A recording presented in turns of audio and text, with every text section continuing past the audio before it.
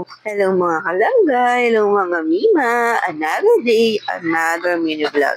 Yes mga Mi, at ito nga po kami ng aking baby JJ ay nakapayong kami dyan dahil sa umaambon-ambon na nga po yung araw na yan, yung oras na yan, at dahil sa day 2 na nga po ng harvest namin dito.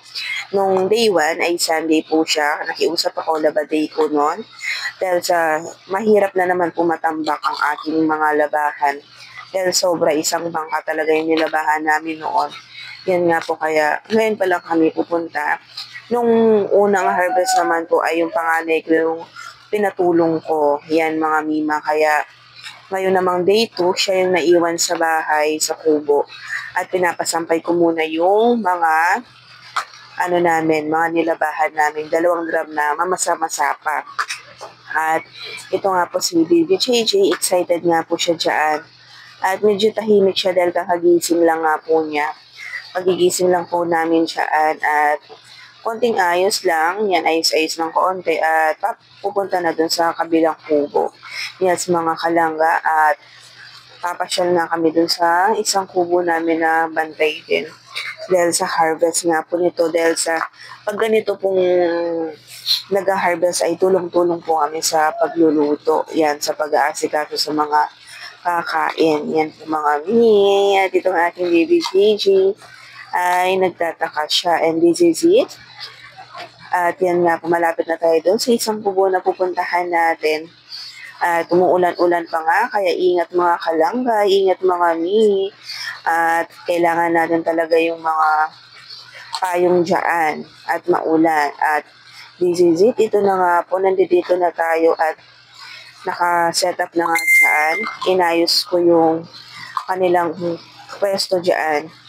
And ito nga po, nabutan ko sila na nag-prepare ng pang-almusal. Kaya nga sabi ko, nagbiro ako. Sabi ko, ako na lang magluto ng almusal nila dahil nga pambawi, char. Yan nga po, ako na talaga nagluto dyan dahil salit-salitan kami. Sila naman magluluto sa lunch. Yan, tulong-tulong talaga po dito ang mga asawa ng bantay. Yan, ganyan po talaga kami dito. At pagkatapos ko nga po nagluto dyan ng almusal nila, habang sila ay nag-almusal, nasikaso ko naman po yung aking bunso. Yan nga po mga Mima dahil sa inubo at sipon na naman po siya nito. Yan, pinainom ko muna siya ng gamot niya. At dinebulizer, yes mga Mima. At ito nga pong aking kids. Harvest day na naman, kaya ito, nung nakaraan din ganito siya nung nag-harvest kami. May sakit siya at maulan-ulan nga po yan. At ito na nga po yung mga arawan, yan nga po, at nag-prepare na nga po sila para manguha ng isda. At sa oras na yan ay nagluluto na rin sila ng lunch. At ang aking baby dyan ay tulog siya. Kaya nakabuelo ako na mag-video. Yan nga po mga Mi, and this is it. Nagla-lunch na nga po sila dyan sa oras na yan. Yan sa lunch time na nga talaga. At yan nga po. At nagising nga po yung aking baby JJ dyan. Kaya si ating Jet na nga po yung nagsandok na kanilang mga ulam. At ito nga po, habang hawak ko si baby JJ, ay nag-video ako sa ating mga kasama. At yan nga po, natuwang-tuwa pa nga po ako dito sa mga kumakain dahil nakita nila ako nag-video.